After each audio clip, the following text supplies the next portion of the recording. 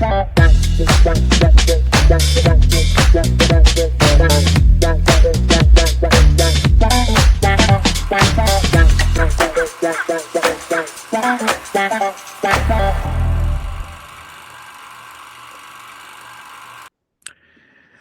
everyone. Today we have the pleasure of speaking with Dr. Bea Mackay, a counseling psychologist dedicated to helping individuals navigate their emotional journeys.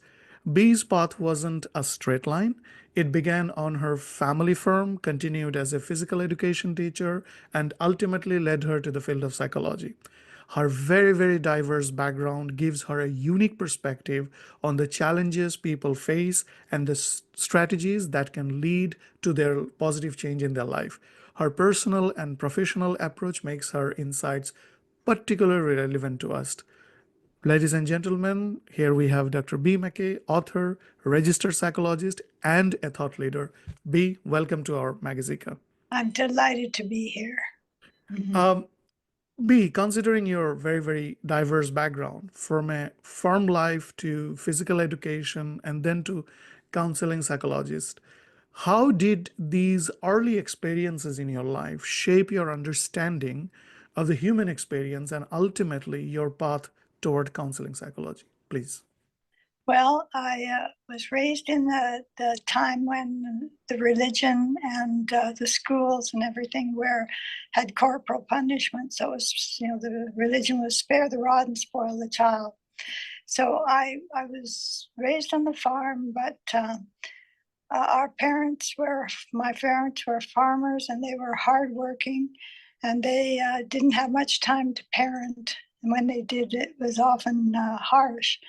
And when I became a mom, I wanted to have a parenting style that was not as harsh as that. And so that's really, really important in my life. It's really shaped who I am and what I want for people. You mentioned that in your upbringing, particularly regarding discipline, influenced your approach to parenting and eventually your professional work. Can you share how these early experiences impacted your decision to help others break negative cycles and how that relates to the readers of Magazika, if you can relate, please? Well, my experiences were positive and negative. I I had my earliest memory is when I was 9 months to a year old, and I'm in the farm kitchen. We had no running water and no electricity, but my mother was there, and she was the center of attention because she had just received her first pair of eyeglasses. She was trying them on, and she was happy. And when my mother was happy, there was a ripple effect out to the whole. Everybody was happy, and I was a little girl in a high chair, awash with pleasant sensations when my mom was happy. So, Beautiful. So this is, my mother really is the best, most powerful influence for what I'm doing today, because when people are happy, there's a ripple effect out and everybody's happy and life is good. So that's certainly what influenced me to do what I'm doing today. Here I am at my sage age. And I'm still trying. My books are about making myself and others happy. So that was that. The punishment part I thought was too harsh. I mean, it's one thing to say it's okay to beat your child, but there's beatings and then there's beatings. And so it was too harsh for me. And so I looked for a parenting style that involved a different approach. And I found the Dreiker's style of parenting, which is based on logical and natural consequences. And that really, really helped me. And it's what I do in my work today is I work with people to shift from reasoning when reasoning doesn't work to strategies. Fantastic. In one of your writings, you describe a sense of belonging when you entered your master's program in counseling psychology. Yes. What was it about this field that resonated so deeply with you, and what do you hope your work is providing to people? Well, I felt that when I was working with people and I could influence them in positive ways and help them change their lives, that was like, whoa, yes, I'm home. I was meant to do this. And it comes from, Wow. making other people happy and, and, and just,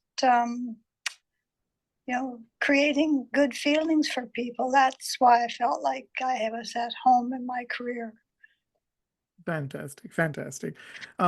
Many people, I would say many people, like some of us or some of the people find traditional therapy kind of, let's say, intimidating. What inspired you to create Be in Balance as an accessible platform with blogs and quizzes?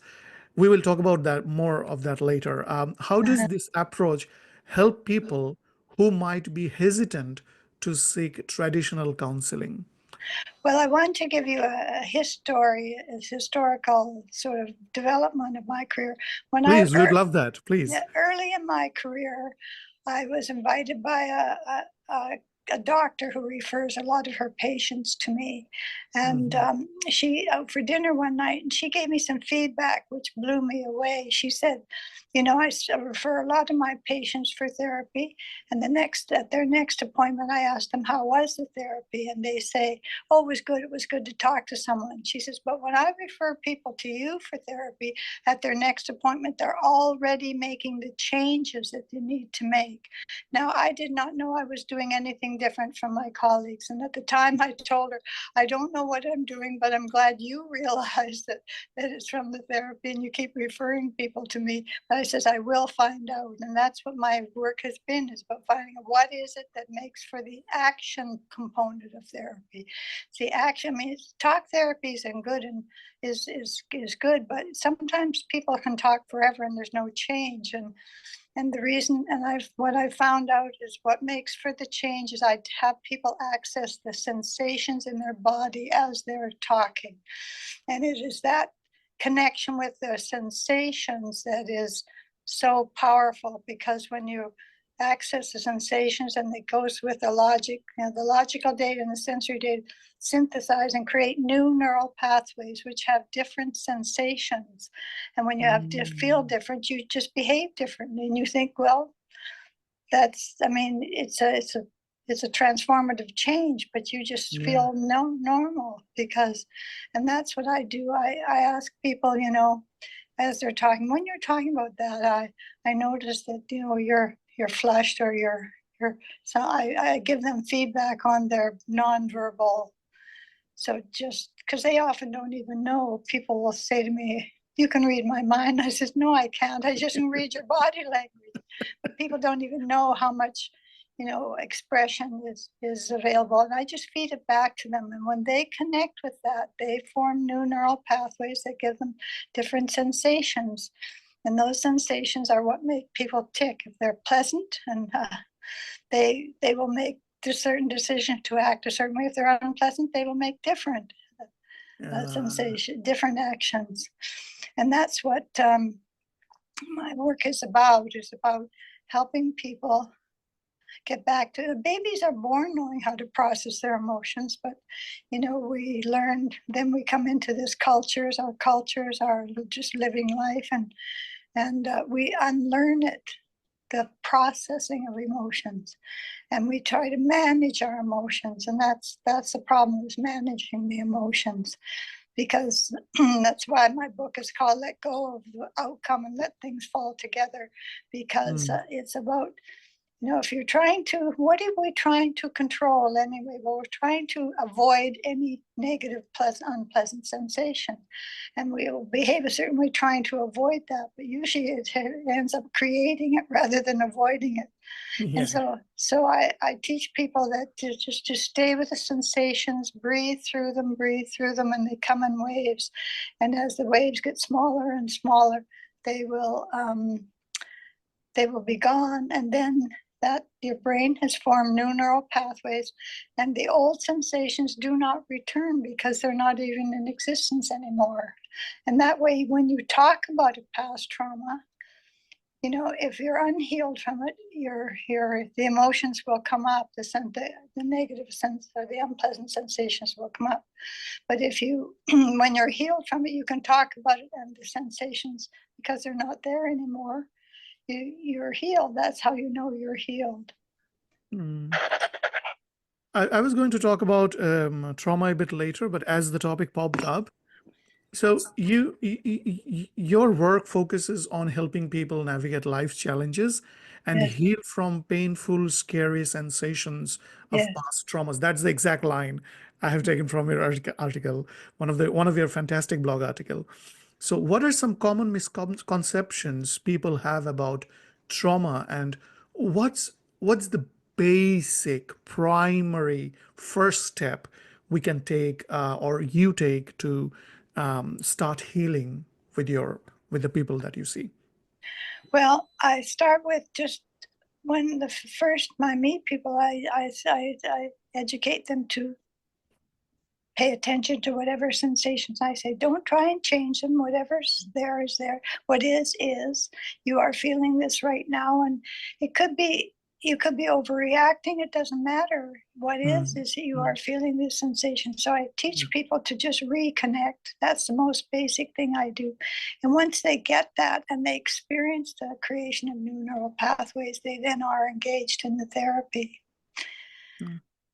Sometimes we don't, like, it's my layman's understanding. Sometimes whenever whenever we are in trauma, or whenever any person is facing a trauma, they're in a kind of state of denial, that, Mhm. or they're suppressing it or repressing it.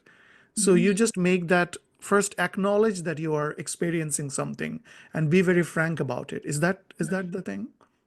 Well, trauma per se is not the problem. It's whether you're healed from trauma or not. Oh, yeah. Like if you're healed emotionally and Fantastic. physically, you can be Fantastic. wiser because of you've gone through trauma and you have agency. You handled it. You're wiser because of, it's the unhealed trauma that goes underground in our subconscious and Yes. operates down there, and we often don't even know it, and we get developmentally emotionally arrested at a certain age of the trauma.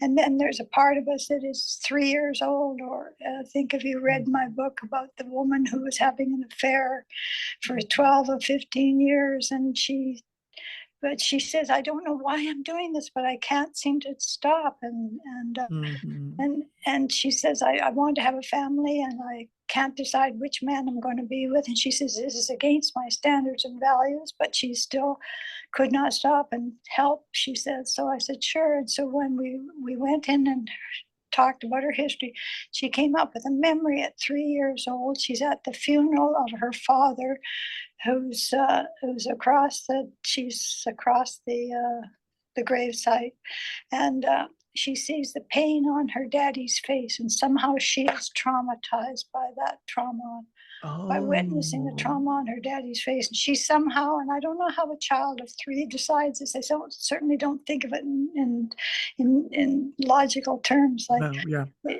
It's like, don't have children. It's too painful if you lose them. Well, Mm-hmm. she had no idea that she was traumatized at 3. So the affair then makes a crazy kind of sense. Mm-hmm. And this happens to a lot of us, is that we are developmentally arrested at a very young level. Mm-hmm. Well, it can be young or can be older, but that's the problem. And then we have this 3-year old or 2-year old or 1-year old who's operating from this place of pain, and they're trying Yeah. to avoid something, and they don't even know it. Yeah, beautiful, beautiful. And from that, actually, we are having the next conversation about relationship.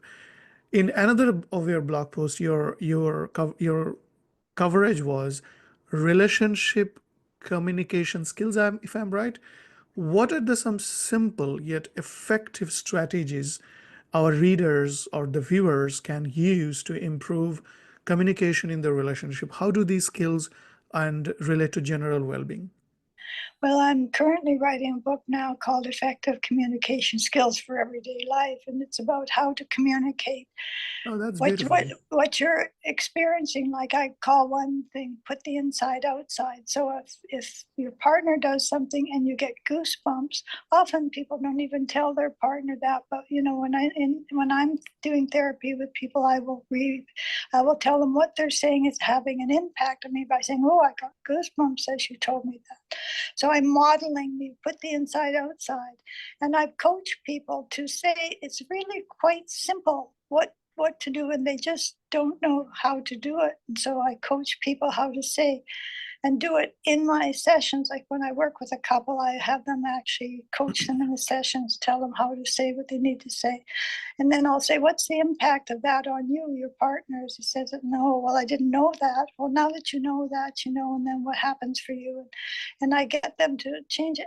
And it's really so simple, but it's something that we're missing. We all tend to keep our self Mm-hmm. emotions to ourselves, but it's about connection is what we want with people more than anything. And with our technology and being so uh, um, difficult, Mm. that it's really teaching us to be robots, and we're missing that connection with people. Yeah. And that's what it is. It's what is it that makes us feel connected to someone else. It's those little things that say, oh, you heard me, you really heard me, or you see me, or something like, or I feel safe with you, or you are important to me, or you love me, or those things they're very simple, yet I coach people how to say them to each other, and they feel Yeah. connected to each other, and then their relationship can sort of transform to another whole level, and they can come together in a new way. When I was first doing couples therapy, Okay. I learned that the couples come in, one or both of them had one foot out the door of the marriage, right? So about 4 sessions later, it was going so well. They were communicating well and everything. And Mm. then the fifth and sixth session, what would happen would be one or both had sabotaged it, and I say, "What?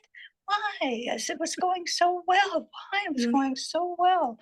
And it confused me. And then I finally figured out it was because things were going so well, they couldn't have enough neural pathways to handle it.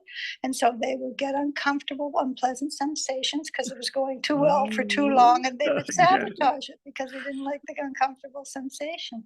So when I learned that, I learned that people can need to develop neural pathways over time. And how do they do that? They just breathe through them, breathe through them, breathe through them, and they will then get comfortable. Oh, wow.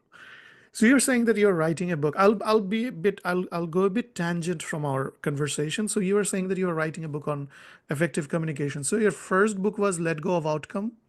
No, Second book, no, no. My first book was To You Work, How to Work with the Self in Conflict. and Now that, conflict. Okay. now that is a manual for therapists. And I Ah, wrote To You Work is a very, very powerful uh, Gestalt technique, which is about the accessing the sensations and learning about we all have a relationship with ourselves. So yes. it takes the relationship out of our head and gets us Mm, to be like mm. identical twin with ourselves and have a conversation that goes on our head, which is different than when we say it out loud or do it. So I have them not act it out, because people say I can't act, and I say I can't role play. I say this is the Ah, opposite of role play. This is yeah. being who you really are. Really Yeah. are. Yes, yes. And And so then you have written Power of Connection and or then net, yes, then then that let what now I wrote that for therapists. And we all have a lot of books on our shelves that we've never yeah. read because they're too heavy.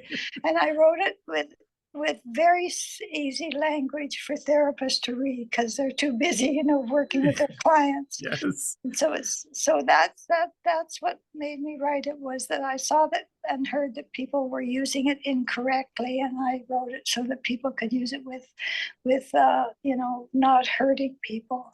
Okay. And I really like all the titles are very fine, but I really like the next one, Let Go of Outcome. That's a very Yeah. powerful message. Yes. The Yes, it the is. book title itself is so powerful. Yes, Fascinating. that's the book I started writing when I finally was able to write for the regular population. Like when I turned 70, I went Oh, into maybe that is why it resonated with me so much. I when I turned 70, I went into a bit of a funk, a bit of a depression. Okay. And the reason why was because I thought it's too late for me to share what I know with the world. So Mm. a former client of mine at the time invited me out for dinner one night. So I went to a dinner with him. And, when I arrived, he asked me, "How are you?" And I said, "Oh, I'm fine." And then about an hour into dinner, he is now a coach, a life coach, and himself. And so an hour into the dinner, I said, when we met, I said it was fine, but I'm not fine. I'm in a kind of funk. And I don't know what he said to me for the next hour. I don't remember a thing. But when I walked out of that restaurant, I put up my umbrella in the Vancouver rainy weather. I said, I can dream again. And that's when I started writing Let Go of the Outcome. Fantastic. Fantastic. And your fourth book, I guess, was Train Your Brain. Pardon? Your fourth book was Train Oh, Your Brain.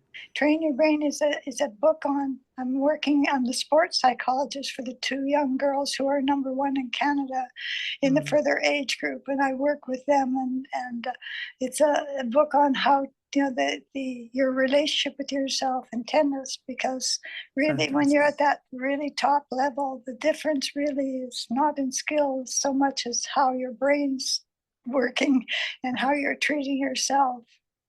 Oh, fantastic. Good to know about all of your books and your upcoming books. Now back to the traditional our topic of the conversation.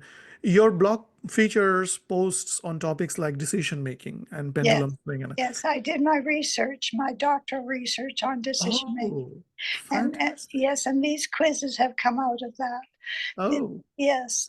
Well, I've gone through a divorce myself, and I know how painful it can be, and how I would have many sleepless nights trying to sort out my decision, and I would swing back and forth and back and forth, and so I chose the I my topic was decision making. Like that was the focus on, but I had to choose a decision, and I chose to have mm, people who were already in therapy for trying to decide about whether to end their yeah, marriage or not.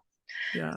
So so I had to create, I used a sort called Q sort. That's a methodology called Q Okay, sort. And I okay. had to develop the tenets of the theory into everyday language, and then have create these sort for people to sort it out. So when people are conflicted, they would sort these items a certain way, and we could tell. And then when we gave them 6 sessions of 2U work, and and after that, we had them sort them again. And by the way they sorted, we could tell whether they'd made a decision or not, and whether the quality of that decision, it could be I'll stay for the children's sake, which is a decision made from a conflicted sense of self, or I'm okay. It's okay if I do what's okay for me, which is means that their self is aligned. They're not opposed anymore, Mm, and that's a healthy decision. Or that they were still conflicted, so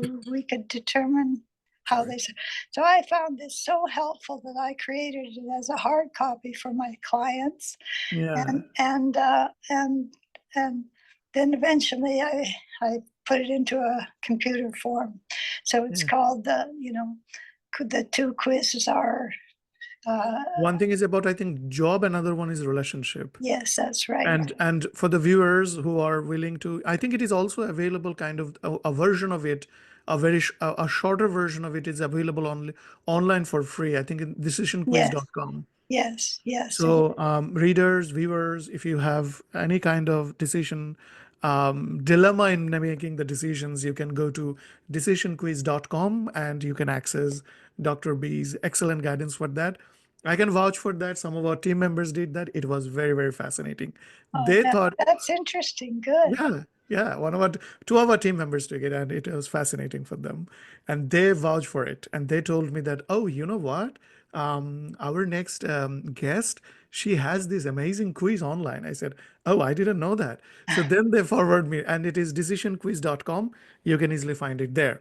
Yes. So, and with all these, what is what is your like through whenever your clients go through emotional journeys, including working with their dreams, you work with them. So how Yeah. can understanding our dreams, our visions, or our mental maps give us insights into our daily lives and emotional well-being? Can you have some tips on that? Oh, I certainly do. And right now I'm also got halfway written a book on how to work with your dreams without having to know what they mean. You don't have to interpret your Oh, dreams to know what they mean. wow. Yes. So, I mean, it's always fun to know what they mean, but you don't have to. And I open my let go of the outcome dream by me having a wake up in the middle at 5 in the morning. It was the first time I was presenting at an international conference after getting my doctorate. And I woke up at 5 in the morning with this nightmare that I was going to wreck my whole career if I blew this little 1 hour. And I knew there was part of me that knew that I was overreacting, but knowing that did not stop the white cold sensations of terror that were coursing through my body. So that I just lay in my bed. Fortunately, I knew what to do. Mm, I lay in my bed and I just breathe through the sensation for 2 hours. When mm. I got up after 2 hours, the sensations were gone and I was fine. And I haven't had a panic attack since then. So I Oh, want people to wow. know that you can have a panic attack and survive it. And just by breathing through the sensations. Now, Mm, I'm pretty pretty aware of myself and know what to do. But and I use the room, my hotel room, as my container. But if you're by yourself and you're not so, mm, it's good to have a therapist or someone at least who is okay with depth of emotions, because we're talking. I was abject terror, and sometimes people can't handle their loved ones being in that mm, kind. They don't know what to do to help them and they get scared themselves. So that's when it's good to have a therapist to be the container and will keep you reassure you that you're all right, and just maybe rub your back while you're going through these horrible sensations. But if you know that you can handle it, then there's no problem. You're free to do what you want to do, and you're not trying to avoid sensations anymore, and you're more likely things more mm. likely to fall together for you. Yeah. While you were talking about writing a book on dreams, I just remember reading one of my most favorite psychologist of all time, C.G. Jung, Memories, Dreams, and Reflections. And the second book is, so far, I'm not sure is the title right, but Man and His Symbols. Mhm. That was the book. Yes, well, he's very well known, and one way to work with dreams is to go with images and symbols and metaphors. But Oh, you don't have to do that. You can just I had a fellow come in. He was having nightmares every night, and so I taught him, and we worked with it in our session. And I says, what I want you to do is re-enter the dream as we work together, and you see yourself handling it well, handling oh, differently. And so that means the hardest part is letting go of logic. So I taught him how to do that, and we did it in our sessions. And at about several weeks later, he said, "I no longer have nightmares. If I wake up and have fantastic. had a bad dream," he says, "I just lay there and imagine different scenarios where it turns out well." And Oh, that's the book I'm writing now, is that you don't have to know what it means. I mean, mm, yeah. usually you when you're looking at a dream, it's usual to want to know, but you don't have to know. Oh, yeah. Then I guess I'll wait for your book because that will be the easier and more accessible version for me. Not because of Jung is kind of a classic one, so I'll Yes. wait for your book. So what is the Well, one? Yeah, I please. would like to say something about jargon. I don't have any jargon in my therapy. Oh, You that's good for us. Yes, I know. You don't have to That's good learn for us. any jargon. You don't have to. learn any therapist's way of doing things. It's just your own language, and it's everyday language, and that's really the strength of the reason why it works with so many people. No, fantastic. And I don't like to put people in boxes either. Someone comes in and says they have Yeah. ADHD or they're paranoid or something.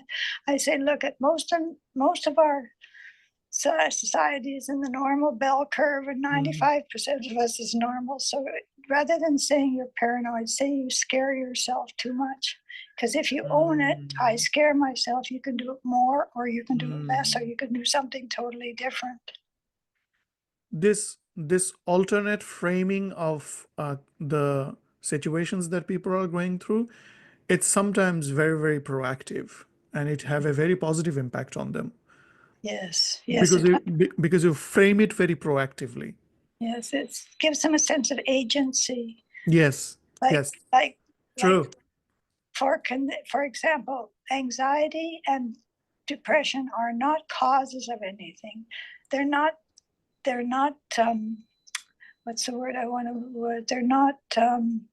They're not the cause, they're the effect. They're the symptoms. They're the Yes, they're symptoms. the symptoms. That's right. So when when we get anxious, we are actually scaring ourselves with our self-talk, and we don't even know it. Ah, And so I get people to own that they're scaring themselves, and then how the thing is, and for what purpose. And it's usually they're trying to protect themselves from some horrible, fate of sensations, horrible sensations.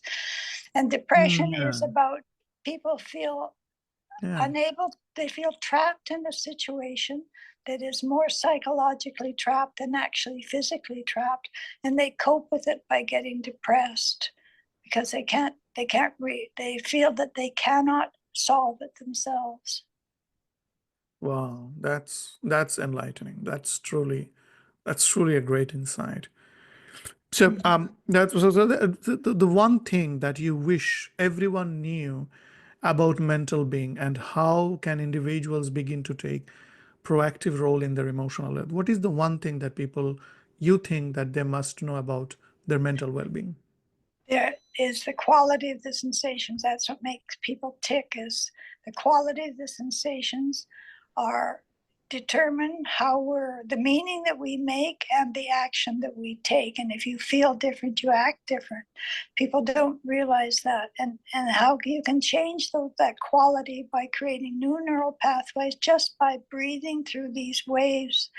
And if you can stay with the sensations, usually people go, oh my God, I'm having a heart attack, Yeah, or yeah, yeah, they'll go into scaring themselves with the left brain even more. But if they can just stay with the sensations, and if other people let them stay with the sensations, because people yeah. get comfortable when other people are emotional, they don't know how to help themselves. But Mhm. that's the one thing I would want people to know.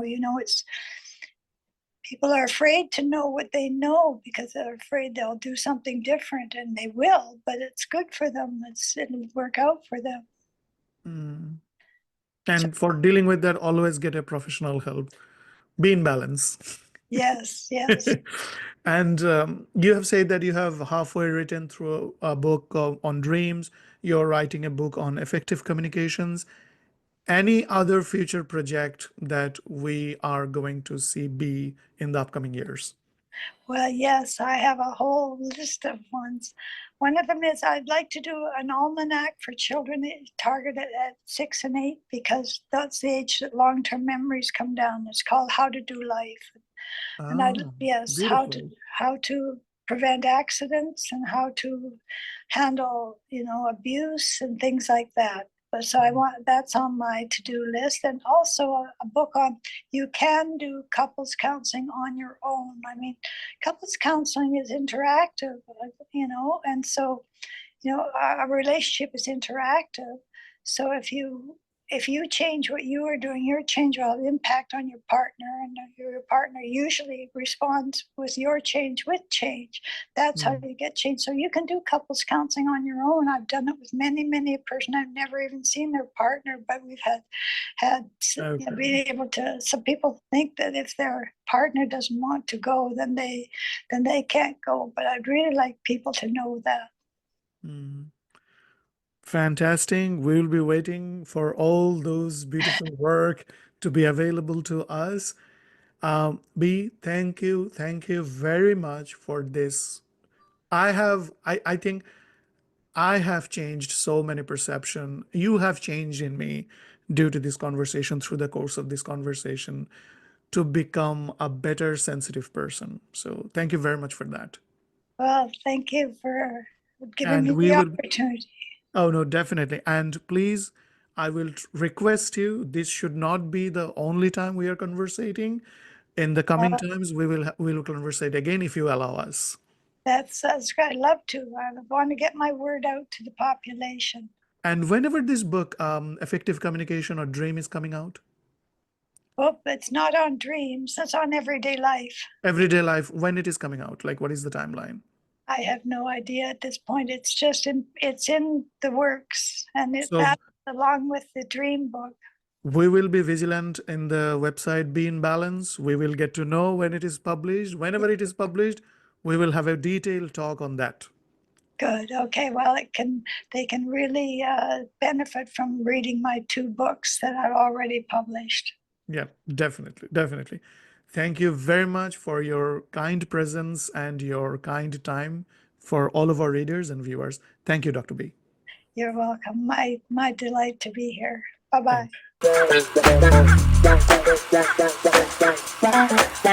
Thank you.